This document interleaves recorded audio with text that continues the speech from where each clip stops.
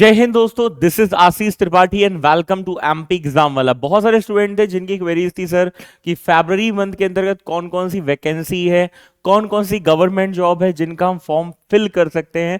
तो ये हम दोस्तों आज के सेशन में डिस्कस करने वाले हैं कि कौन कौन सी ऐसी जॉब है सेंट्रल गवर्नमेंट, स्टेट गवर्नमेंट की, जिनका आप फॉर्म फिल कर सकते हैं फरवरी मंथ के अंतर्गत। तो दोस्तों सबसे पहले आपको बताना चाहूंगा मैं कि यहां पर दोस्तों मिनिस्ट्री ऑफ रेलवेज या आरआरबी की हम बात करें, जिसको हम रेलवे रिक्रूटमेंट बोर्ड के नाम से जानते हैं, तो इसके द्वारा दोस्तों यहां पर एक नोटिफिकेशन जारी किया गया जिसमें मैं आपको बताना चाहूंगा कि फिलहाल आपकी एएलपी अर्थात असिस्टेंट लोको पायलट की वैकेंसी रिलीज की गई है ना। 20 जनवरी से दोस्तों इसके फॉर्म फिल किए जा रहे हैं और इसकी जो लास्ट डेट है वो है 19 फरवरी। मैं आपको फिर से बोल रहा हूं, जो डेटा मैं आपको बता रहा हूं इसको मेंशन जरूर कर लीजिएगा। 19 फरवरी दोस्तों एएलपी यानी असिस्टेंट लोको पायलट की हमें यहां पर लास्ट डेट देखने को मिल रही है। यहां तक कि दोस्तों आरआरबी के द्वारा यह भी बता दिया गया है कि इसका जो पहला फेज है सीबीटी फर्स्ट है, ये आपका जून और अगस्त मंथ के आसपास आपको देखने को मिलेगा। और जो सेकेंड स्टेज है दोस्तों सीबीटी जो 2 है, वो एग्जाम हमें टेंटिवली यहां पर शेड्यूल किया गया है सितंबर मंथ 2024 के अंतर्गत, है ना। इसके बाद दोस्तों सीबीटी फर्स्ट और सेकेंड होने के बाद में आपका एप्टीट्यूड टेस्ट होगा और यह शेड्यूल किया गया दोस्तों नवंबर 2024 में। यहां तक कि डॉक्यूमेंट वेरिफिकेशन डीवी की भी डेट दोस्तों यहां पर नवंबर और दिसंबर 2024 में दी गई है। तो एक बहुत अच्छा दोस्तों यहां पर ये एक पर्टिकुलर फैसला आपका आरआरबी का देखने को मिल रहा है। तो एएलपी के अंतर्गत यदि आप यहां पर एलिजिबल हैं तो ये फॉर्म आपको जरूर असिस्टेंट लोको पायलट का यहां पर भरना चाहिए। इसके अलावा दोस्तों दूसरा भी एक नोटिफिकेशन एक रिलीज हो रहा है आरआरबी के द्वारा, जिसमें आप देख पा रहे हैं दोस्तों मेंशन किया गया है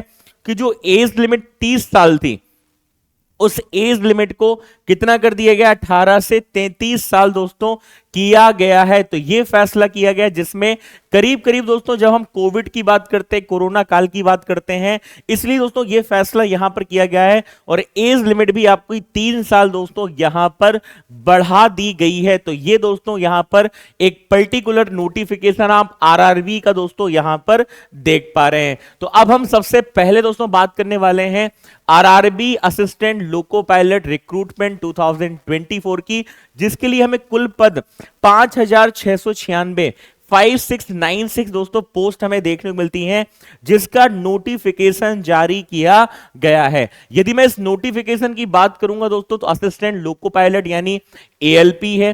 कुल जो हमें यहां पर पद देखने को मिल रहे हैं वो दोस्तों कितने देखने को मिल रहे हैं, तो कुल पद हमें यहां पर 5696 देखने को मिल रहा है। फॉर्म जो है ऑनलाइन मोड पे रहेगा, ऑनलाइन आपको फॉर्म भरना है। 20 जनवरी से ये फॉर्म भर रहे हैं और उसकी लास्ट डेट 19 फरवरी 2024 है। एज लिमिट 18 से 30 थी, लेकिन अब इसको बढ़ाकर दोस्तों कितना कर दिया गया है, 18 से 33 वर्ष कर दिया गया है। और यहां पर दोस्तों मैं बात करूंगा इसका सिलेक्शन प्रोसेस में, पहले सीबीटी फर्स्ट होगा, सीबीटी 2 होगा और इसके बाद में दोस्तों थर्ड आपका यहां पर टेस्ट एप्टीट्यूड का देखने को मिलने वाला है। ठीक है, यदि मैं दोस्तों कुछ वैकेंसी कैटेगरी जोन वाइज में यहां पर डिस्कस करूं तो भोपाल की हम बात करें तो भोपाल के अंतर्गत दोस्तों वेस्ट, यहां पर सेंट्रल रीजन और वेस्टर्न जो रेलवे है, यहां पर दोस्तों टोटल जो पोस्ट हैं वो हमें देखने को मिल रही है, जिसमें जनरल 145 है ना। वेस्टर्न रेलवे में दोस्तों हमें 35, इस तरीके से एक कैटेगरी हमें देखने को मिल रही है। टोटल पोस्ट की बात करें 219 हमें डब्ल्यूसीआर रीजन में और डब्ल्यूआर की बात करें दोस्तों वेस्टर्न रेलवे में, तो यहां पर हमें 65 जो है ये पोस्ट हमें देखने को मिल रही हैं।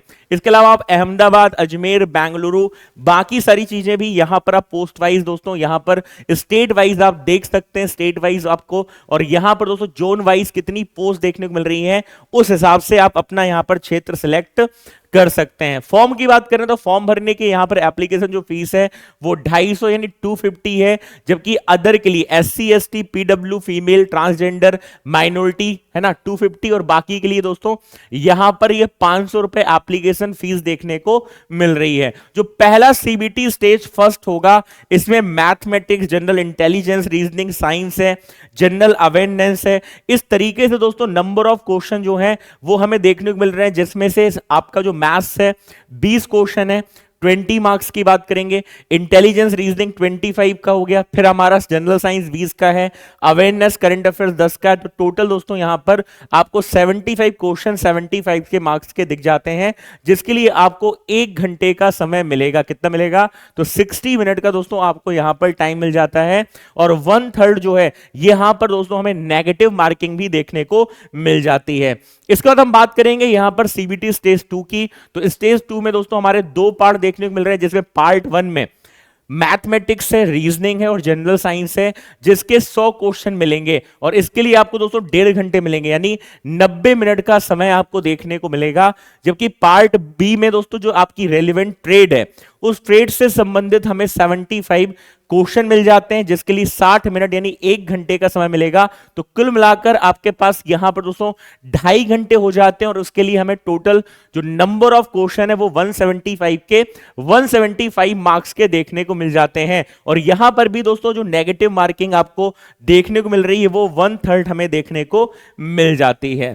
ठीक है, चलिए दूसरी दोस्तों आपके पास में यहां पर अपॉर्चुनिटी है। और यहां पर दोस्तों हम DSSSB की बात कर रहे हैं, रिक्रूटमेंट 2024 की, अर्थात दिल्ली अधीनस्थ सेवा चयन बोर्ड की। और इसमें दोस्तों वैकेंसी है TGT की, जो ट्रेंड ग्रेजुएट टीचर की वैकेंसी आई है। और यहां पर दोस्तों वो स्टूडेंट जिनका बीएड है, जिनका यहां पर दोस्तों बैचलर जो डिग्री है वो एजुकेशन में है, तो उनके लिए एक अच्छी अपॉर्चुनिटीज है दोस्तों।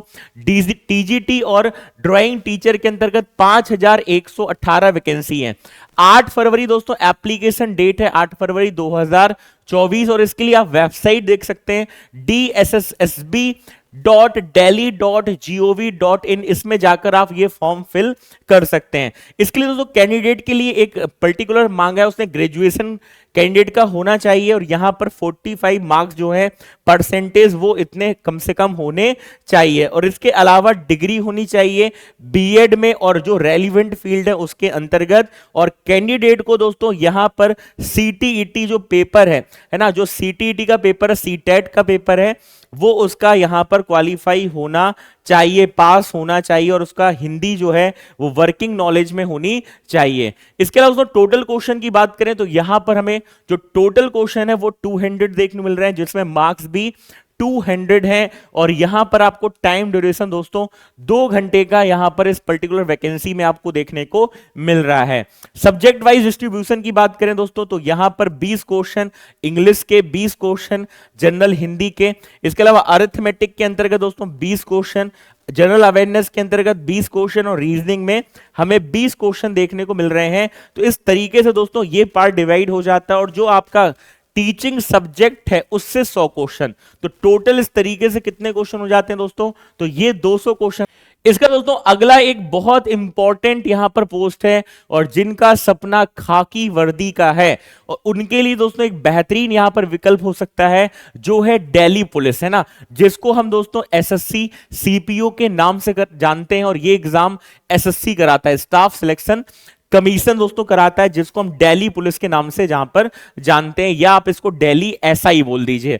तो यहां पर दोस्तों एक अच्छा विकल्प है, जो लोग कहीं ना कहीं सब इंस्पेक्टर दिल्ली पुलिस में और सेंट्रल आर्म जो पुलिस फोर्स है जिनको हम CAPF के नाम से जानते हैं, तो उनके लिए एक अच्छा विकल्प है दोस्तों। और यहां पर मेंशन कर दी गई है कि 15 फरवरी 2024 को इसका नोटिफिकेशन जारी कर दिया जाएगा। ठीक है, याद रखिएगा मई जून 2024 में दोस्तों इसका एग्जाम होने वाला है। नोटिफिकेशन अभी आया नहीं है, लेकिन 15 तारीख को इसका नोटिफिकेशन जारी कर दिया जाएगा। यहां पर SSC के द्वारा ऑलरेडी आगामी जो परीक्षाएं हैं उनके लिए नोटिफिकेशन पहले ही मेंशन कर दिया गया है। दोस्तों यहां पर मैंने एकेडमिक एलिजिबिलिटी की बात करूं, कांस्टेबल, हेड कांस्टेबल और SI की, तो SI के लिए दोस्तों यहां पर हमें डिग्री बैचलर की चाहिए, जबकि हेड कांस्टेबल में हमारे पास में हायर सेकेंडरी होना चाहिए। और कांस्टेबल के लिए 10वीं क्लास दोस्तों यहां पर हमें एलिजिबिलिटी देखने को मिल रही है।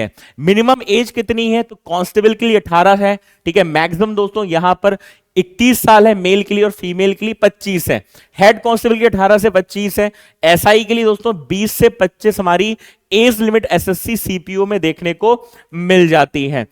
पेपर की बात करें दोस्तों, सबसे पहला जो पेपर हमारा दिल्ली पुलिस में एसआई में होता है, तो पेपर फर्स्ट में हमारे पास part A, part B, part C, part D देखने को मिल रहे हैं, जिसमें रीजनिंग आएगा, जनरल नॉलेज आएगा, मैथ्स आएगा और इंग्लिश आएगा।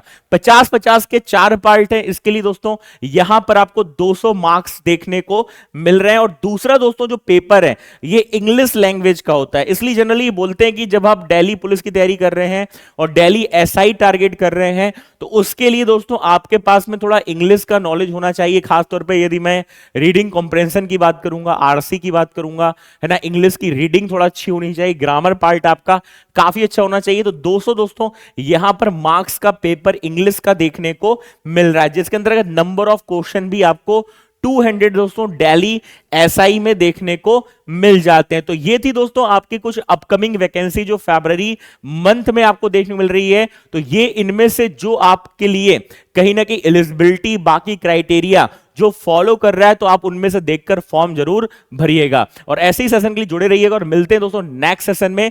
जय Hind, thank you so much guys.